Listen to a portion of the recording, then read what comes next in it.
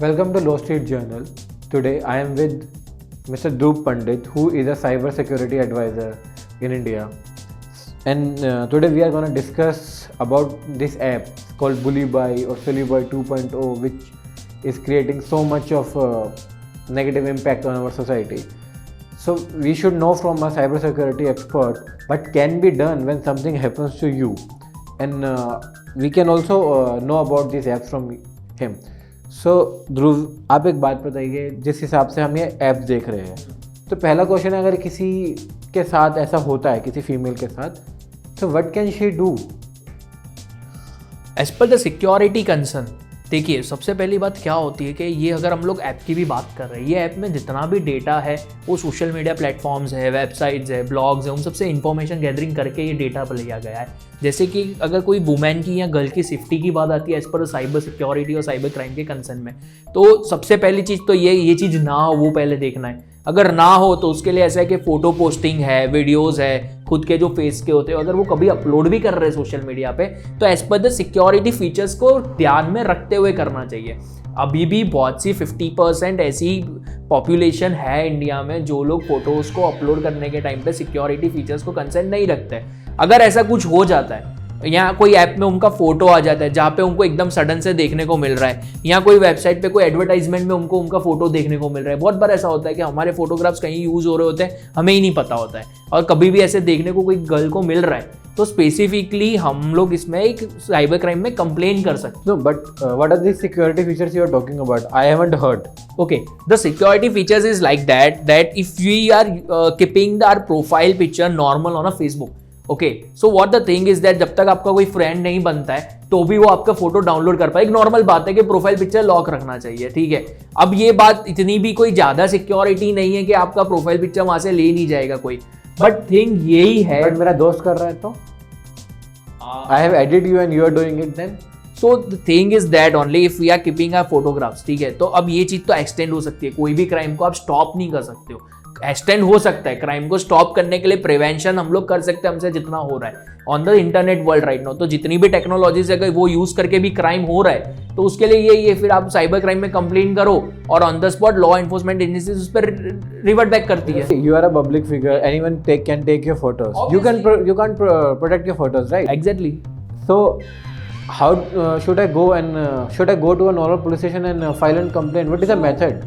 We need to go to a special cybercrime cell which is there in each and every district and a state. What we can do, we can go over there, we can give the screenshots of the information which what we have gathered. Like मैंने कोई application में मेरा photo देखा है तो उसका screenshot लेके मैं उसको प्रिंट आउट करके मैं वहाँ पे जा सकता हूँ। साइबर सेल में वो एप्लीकेशन की लिंक दूंगा, मेरा स्क्रीनशॉट दूंगा कि ये मेरा फोटो है और मैंने ये फोटो ये सोशल मीडिया पे पोस्ट किया हुआ था जहाँ से ये फोटो शायद तक गया है, ठीक है।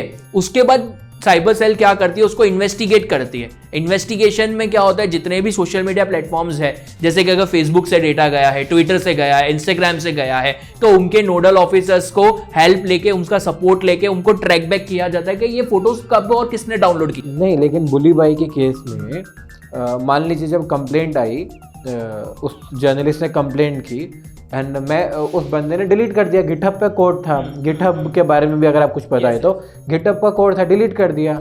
उसके बाद क्या होगा? वो बंदा तो छूट जाएगा, कुछ नहीं होगा उसका। नहीं, कोई भी कोड अगर वो डिलीट कर रहा है तो वो इंटरनेट से डाउन चला गया है ना, उसके बैकएंड सर्वर से डाउन नहीं गया है। गिटहब अगर आज के डेट में जैसे बात करें तो माइक्रोसॉफ्ट हैंडल कर रहा है। Microsoft is the reputed MNC of right now in the world, ठीक है। तो अगर माइक्रोसॉफ्ट की सिर्फ गिटहब नहीं है, वो लोग क्लाउड भी बना रहे हैं, सॉफ्टवेयर भी बना रहे हैं, बहुत सी ऐसी चीजें जिनका डेटा वो लोग स्टोर रखते हैं। और लॉ एनफोर्समेंट एजेंसी के रूल्स बोलते हैं कि अगर वो कोई ऑर्गेनाइजेशन के पास जाते हैं, जब कोई एक्ट हुआ है, तो कोई भी ऑर्गेनाइजेशन उनसे डेटा देने के लिए ना नहीं कहेगी।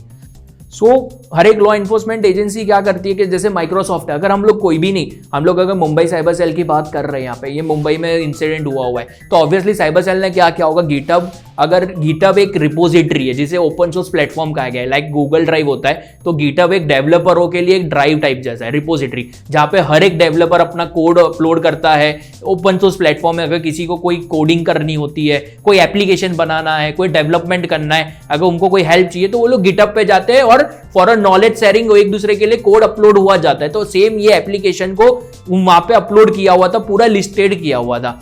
गिटहब पहले ओपन सोर्स था, उसको माइक्रोसॉफ्ट ने अब रूल ऑन करने लगे, तो ऑब्वियसली उसका जो डेटा एक्सेस है वो सब कुछ माइक्रोसॉफ्ट के पास रहेगा ही।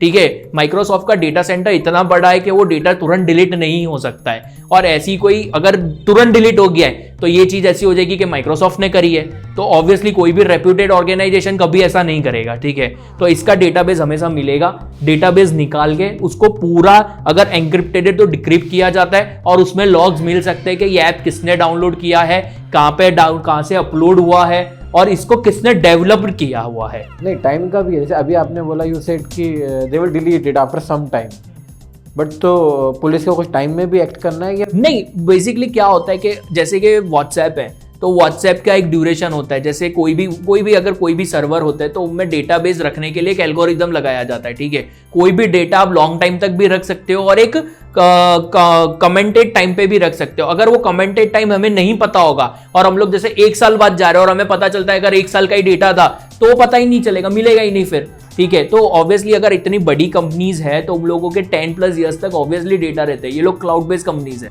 सो police have 10 years to investigate or they should start on the first position only। अगर मेरे पास कंप्लेन आती है, सीरियस केस है, तो सबसे पहले साइबर सेल पेपर वर्क के साथ साथ पहले वो ऑर्गेनाइजेशन के पास जाएगी जब आइडेंटिफाइड हो जाएगा। अगर मेरे पास आइडेंटिफाइड ही है कि गिटहब से हुआ है तो वो और कहीं जाएगा ही नहीं, डायरेक्ट माइक्रोसॉफ्ट के पास जाएगी और डेटा की रिक्वेस्ट करेंगे कि हमके डेटा दे, और साथ साथ में उनके जो सिक्योरिटी एक्सपर्ट्स और सिक्योरिटी इन्वेस्टिगेटर्स होते हैं उन लोगों को साथ में बिठाएंगे कि आप लोग इसके बैकट्रैक्स फाइंड करो कि और कितनी की जगह पे गूगल पे या और कितने ऑनलाइन सर्च इंजिन्स पे ये टाइप की एप्लीकेशन बैकट्रैक ढूंढ सकता हूं मैं, मतलब मैंने कुछ किया, मैंने वीपीएन यूज किया, आप कह रहे हो सब ढूंढ लूंगा।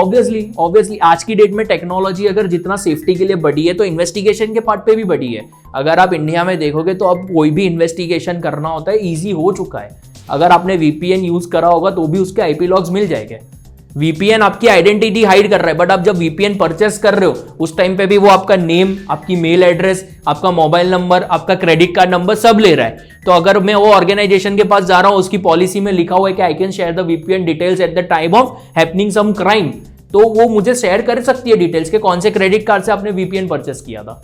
अगर आपने क्रेडिट कार्ड भी किसी और का यूज किया होगा, कोई चुराया हुआ क्रेडिट कार्ड होगा, तो हम उससे पूछेंगे कि आपका क्रेडिट कार्ड सही में चोरी हो गया था या नहीं हो गया था। अगर वो बोलता है चोरी हो गया तो और आगे ट्रैकिंग हो सकती है। और इंडियन बैंक तो आपको भी पता है, इजीली आप 24 आवर्स में किसी का भी अकाउंट डिटेल देख सकते हो कि किसके अकाउंट में से कितने पैसे गए और कितने आए हुए हैं, तो पूरा इन्वेस्टिगेशन इजीली हो सकता है। तो इस ऐप की इन्वेस्टिगेशन पुलिस बहुत इजीली कर सकती है। हाँ, टेक्नोलॉजी है इंडिया में, हर एक लॉ एनफोर्समेंट एजेंसी के पास हर एक टेक्नोलॉजी अब अवेलेबल है। वो लोग किसी पे भी इंटेलिजेंस कर सकते हैं, विजिलेंस कर सकते हैं, सर्वेलेंस करते हैं in the terms of act. ठीक है, जो लॉ के हिसाब से होता है वो सब चीजें की जा सकती है। तो क्या क्या साइबर सिक्योरिटी एक्सपर्ट्स के हिसाब से क्या क्या चीज़ें हैं जो इन पर लगेगी, जो जिन लोगों ने ये किया, ऐप बनाई, क्या क्या गलत था, लीगली गलत था? तो डेटा थेफ्ट लगेगा सबसे पहला। दूसरा साइबर बुलिंग लग सकता है। साइबर बुलिंग इसलिए लगेगा कि आप किसी को भी बुल कर रहे हो। साइबर बुलिंग जरूरी नहीं है कि सोशल मीडिया के प्लेटफॉर्म्स पे ही किया जाए या कोई ब्लॉग्स पे ही किया जाए। साइबर बुलिंग उसके अलावा कैसे कर सकते हैं? साइबर बुलिंग, ये साइबर बुलिंग ही हुआ ना, आपने एक पर्टिकुलर टारगेट ही तो कर लिया, एक पर्टिकुलर गर्ल्स की कैटेगरी रख दी, एक पर्टिकुलर कम्युनिटी रख दिया, और उसे सोशल मीडिया और इंटरनेट के यूजर्स को करते हुए बुल कर रहे हो। आपने क्या किया, सोशल मीडिया पे अपलोड करने की जगह उसको एक ऐप में बना दिया, पर वो ऐप जितने लोगों के पास जा रहा है उसमें जो कंटेंट है ऑप्शन में रखा हुआ है तो वो बुलिंग करा जा रहा है। क्या पर्टिकुलरली वो टॉपिक को ही लेके आगे उसको ट्रेंडिंग में ला रहे हो? अगर आप ऑप्शन में रखते तो आप चाहते तो बहुत सारी गर्ल्स को रख सकते थे, ग्लोबली आप किसी का भी डेटाबेस देके रख सकते थे। ठीक है, बहुत सारी कम्युनिटी की गर्ल्स को आप रख सकते थे। क्यों पर्टिकुलर यही कम्युनिटी? बुलिंग तभी किया जाता है जब पर्टिकुलर कोई टारगेट किया गया हो। और ट्विटर में एक लड़के को गिरफ्तार किया गया जो जिसने ट्विटर पे शेयर किया था, लेकिन उसने शेयर किया था ना जस्ट जो उसको इन्फॉर्मेशन दिखी। बेसिकली इंफॉर्मेशन दिखना, शेयर करना, जैसे कि अगर हम लोग कोई न्यूज़ चैनल की बात करते हैं, न्यूज़ चैनल ने कोई न्यूज़ कवर किया था उसको शेयर किया है, ठीक है, तो वो चीज़ हम लोग समझते हैं। बट जब तक वो किसी ने अभी कवर अप ही नहीं करी है, ना कोई मीडिया चैनल, ना कोई लॉ एनफोर्समेंट एजेंसी, और ऑन गोइंग केस है जिसको आप सोशल मीडिया पे वायलेट कर रहे हो, ठीक है, आप एक एथिक्स के बाहर जा रहे हो और आप लोगों को और उत्साह रहे हो। अभी इसमें क्या होता है, ट्विटर को यूज करने वाले तो बहुत से लोग हैं, टेररिज्म ग्रुप्स वाले भी होते हैं, माफियाज भी होते हैं, क्रिमिनल्स भी होते हैं, अच्छे इंसान भी होते हैं। अच्छे इंसान क्या करेंगे, अवेयरनेस फैलाएंगे लोगों को, भैया कोई ऐसा ऐप किसी के मोबाइल में दिखे तो उसको डाउनलोड मत करना, या ऐसा डाउनलोड मत करना, कुछ भी मत करना। जो क्रिमिनल होगा वो क्या करेगा, और डाउनलोड करेगा। हो सकता है वो ऐप से किसी को आइडिया मिले तो और भी अदर ऐप्स बन सकते हैं। तो आप लोग किसी को मोहरा बन रहे हो और लोगों को उकसाने के लिए, इसलिए उसका फर्दर इन्वेस्टिगेशन करना जरूरी है कि आपने क्या इंटेंशन रख के इसको शेयर किया है। अगर आपको सिर्फ लोगों को अवेयरनेस करने के लिए शेयर करना था तो आप उसका पर्टिकुलर कैप्शन लगाओ ना ट्विटर पे शेयरिंग के टाइम पे, कि मैं अवेयर कर रहा हूं लोगों को कि भैया हमारे इंडिया में ऐसा एक ऐप निकला है कम्युनिटी को लेते हुए, साइबर सेफ्टी के गर्ल के कंसर्न को लेते हुए, तो हमें इसके बारे में कुछ सोचना चाहिए और हमारी वुमेन्स की और सेफ्टी करनी चाहिए। आप ऐसा कुछ कैप्शन भी यूज नहीं कर रहे हो, आप सिर्फ शेयर कर रहे हो। तो 1000 क्वेश्चन मार्क्स है, तो 1000 क्वेश्चन मार्क्स को सॉर्ट आउट करने के लिए इन्वेस्टिगेशन ही होगा। तो अभी गिटहब और ट्विटर की कोई रिस्पॉन्सिबिलिटी नहीं बनती है इसमें? नहीं, ट्विटर और गिटहब की रिस्पॉन्सिबिलिटी क्यों नहीं बनती इतनी, उसका एक रीजन है। देखिए, गिटहब पे अगर कोड कोई भी अपलोड होता है तो thousands of codes her minute her seconds पे अपलोड हो रहे हैं। तो उन लोगों ने सर्वर्स जो है वो क्लाउड बेस्ड रखा हुआ है, तो उसने उन लोगों ने 24/7 टेक्निकल सपोर्ट बनाए हुए हैं। मॉनिटरिंग यूनिट तो नहीं है ना उनका कि वो बैठ के मॉनिटर करेंगे कि क्या अपलोड हो गया। अगर कुछ अपलोड हो गया है तो उनकी फर्ज बनती है हमको बताना, ठीक है। पर उनको भी ये आइडिया आया ही नहीं, और ना उनके दिमाग में या ना उनकी मॉनिटरिंग यूनिट के पास ऐसा कुछ आया है कि भैया ऐसा कोई क्लाउड यहाँ पे अपलोड या कोई डेटा ऐसा एप्लीकेशन यहाँ पे अपलोड हुआ है। तो जब हमारी लॉ एनफोर्समेंट एजेंसी जाके उनको सामने से बता रही है तो ऑब्वियसली वो हमें सपोर्ट करने वाली है, क्योंकि वो एग्री करती है कि हम लोग तो हमेशा प्रो और फॉर की चीजों में फॉरवर्ड में चलते हैं, हम लोग अगेंस्ट में कभी नहीं जाते। अगर ट्विटर पे जैसे कि अगर बहुत बार क्या होता है, बड़े बड़े पर्सनालिटीज होती है, जैसे कि अभी बीच में थोड़े दिन पहले ही हमारे ऑनरेबल जो प्राइम मिनिस्टर है नरेंद्र मोदी जी, उनका ट्विटर अकाउंट हैक हो गया था। अगर ट्विटर अकाउंट हैक हो गया था तो लॉ एनफोर्समेंट एजेंसी ने भी साथ में काम किया होगा ऑब्वियसली, पर जैसे ट्विटर को पता चला होगा तो उसने तुरंत भी उस पर रिवर्ट बैक किया होगा। वो चीज ऐसी थी कि एकदम से लाइट में आ जाती है। अब ये ऐप है, ये ऐप कोई फेमस ऐप था नहीं, लोगों के पास कैसे पहुंचा, लोगों ने मार्केटिंग किया होगा, एक दूसरे को बताया होगा, तब जाके ऐप पता चला है। तो ऐसा सोर्स कोड तो आप गिटहब पे से नहीं ढूंढ सकते हो। गिटहब एक बहुत बड़ा ओशन है डेटा का, it's not a small thing. वहां पे थाउजेंड्स ऑफ कोड्स पड़े, थाउजेंड्स भी अगर मैं बोलूँ तो कम फिगर। तो पुलिस डाउनलोड करके रन करके नहीं देख सकती है, क्योंकि बहुत सिक्योरिटी एजेंसी उसको डाउनलोड करके रन करके नहीं देख सकती है। किसको? गिटहब के कोड्स को, राइट? नहीं, गिटहब के कोड्स को गिटहब क्या है, कोड नंबर ऑफ होते हैं, कीवर्ड्स होता है। अगर बुली ऐप अगर जिसे मेरे को सुनने में आया तो मैंने सर्च किया, मुझे भी कैसे पता चल जाएगा कि बुली ऐप करके कोई ऐप का कोड वहां पे पड़ा है। अगर मैं सेम चीज अगर जैसे कि कोई जो मिलिट्री इंटेलिजेंस होता है या रॉ है, या इन लोगों का काम क्या होता है इंफॉर्मेशन गैदरिंग करना, तो वो लोग हर एक ब्लॉग पोस्टिंग्स होती है, हर एक सोशल मीडिया पे टेररिज्म को लगते हुए कीवर्ड्स होते हैं, उनको रेगुलर सर्च करते हैं, ठीक है। जितने भी टेररिज्म ग्रुप्स है, जितने भी उनकी जो कोडवर्ड्स होते हैं, जो उनके पास रेगुलर इनपुट्स आते हैं, उनको रेगुलर इनपुट पे कीवर्ड्स पे सर्च कर रहे हैं। अगर वैसा कीवर्ड सर्च इंजन होता है तो तुरंत पता चल जाता है। Bully app is something new name. How anyone कोई भी bully by it's a new name. कोई भी इन्वेस्टिगेशन ऑफिसर उसको एकदम से नहीं सोच सकता ना कि ऐसा कोई नेम आया होगा। तो ऐसा है भी नहीं कि अगर ये नेम सुना होगा तो साइबर सेल ने सिर्फ डायरेक्ट गिटहब पे कर दिया। उन लोगों ने ऑब्वियसली पूरी टीम ने दूसरे सोशल मीडिया प्लेटफॉर्म्स पे भी सर्च किया होगा कि गिटहब की तरह और भी कितनी भी रिपोजिटरीज है वहाँ पे ऐसा कोई ऐप अभी भी है या नहीं है। आप अभी देखो, अभी अगर आप गूगल पे सर्च करोगे तो आपको वो ऐप नहीं मिल रहा होगा, क्योंकि वो सब जगह पे नोटिस किया होगा। तो हमारे लास्ट व्यूअर के लिए ध्रुव जी आप क्या एडवाइस देना चाहेंगे, ऐसी इन्फॉर्मेशन जो हमारे व्यूअर्स के लिए जो ये एपिसोड देख रहे हैं उनके लिए वैल्यूएबल रहा है? मैं सभी लोगों को एक ही चीज़ कहना चाहूँगा दैट साइबर क्राइम आप रोक सकते हो, बट एक ही चीज़ से, जब से सबसे पहला फेज़ है अवेयरनेस। हमें हमारे फैमिली, हमारे फ्रेंड्स, हमारे ग्रुप सर्कल में और हमें खुद को इतना अवेयर रखना चाहिए कि आप सोशल मीडिया यूज़ कर रहे हो तो ऐसे यूज़ करो कि वो आपको ज़्यादा डेंजरस ना हो सके।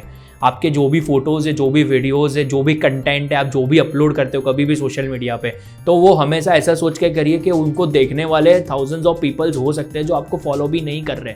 तो वो सब चीज़ें सोच के आपको शेयर करनी चाहिए। अगर फ्यूचर में कोई भी आपके साथ कभी भी साइबर क्राइम हो जाता है, ठीक है, तो बिना को भी घबराए हमारी जो इंडियन गवर्नमेंट की national cyber crime reporting portal की वेबसाइट है उस पर जाइए और वहाँ पे जाके पूरा कंप्लेंट रिपोर्ट करिए। साथ साथ में कभी भी अगर आपको हेल्पलाइन नंबर की ज़रूरत पड़ती है तो 155260 पे कॉल करिए और उस पर जाके कंप्लेन हमेशा नोट कराइए। अगर आप कंप्लेन नोट नहीं कराओगे तो ये क्राइम ऐसा है जो ऐसा स्टॉप नहीं होगा। अगर आपके साथ एक बार साइबर क्राइम हुआ है तो वो नेक्स्ट टाइम भी हो सकता है। कोई हैकर अगर अभी कभी भी आपके बैंक अकाउंट में से पैसे चुराएगा और उसे कभी फ्रीज नहीं कराओगे या कभी कंप्लेंट नहीं कराओगे, इन्वेस्टिगेशन नहीं होगा, तो हैकर को दूसरी बार चांस मिल सकता है पैसा चुराने के लिए। तो दूसरा चांस दिए बिना पहले ही ट्राई में या पहले ही आपके साथ जो क्राइम हो रहा है उसमें तुरंत ही इसको कंप्लेन करो। मैं अगेन बोलूंगा, national cyber crime reporting portal जो है इंडिया का, MHA ने जिसको बनाया हुआ है, उस पर जाके कंप्लेंट फाइल करिए। 155260 हेल्पलाइन नंबर है, आप उस पर भी कॉल कर सकते हैं। साथ साथ में अवेयरनेस रखिए, हमेशा अपने घर के बच्चों को सिखाइए कि टेक्नोलॉजी कितना एडवांस हो चुका है, टेक्नोलॉजी से क्या एडवांटेज है, क्या प्रोज है, क्या कॉन्स है। साथ साथ में हमारी जितनी भी गर्ल्स, जितने भी वुमेन्स हैं इंडिया के, उन सबको मेन सिक्योरिटी यहाँ पे ये रखना है कि आप सोशल मीडिया का जितना भी यूज़ करते हो, तो कोई भी फ्रेंड रिक्वेस्ट आती है, कोई भी अननोन रैंडम कॉल्स आते हैं, मैसेजेस आते हैं, तो उन्हें सोच समझ के रिस्पॉन्स करिए। आपका each and single moment on the social media can be a danger point in your life. तो आप हमेशा ये चीज़ को ध्यान में रखिए। एंड अगेन अवेयरनेस रखो और अवेयरनेस फैलाओ साइबर क्राइम को, तो ही आप साइबर क्राइम रोक सकते हो। क्योंकि हमारा लॉ एनफोर्समेंट एजेंसी इंडिया का बहुत अच्छे से काम करता है, कोई भी केस कभी भी होता है तो।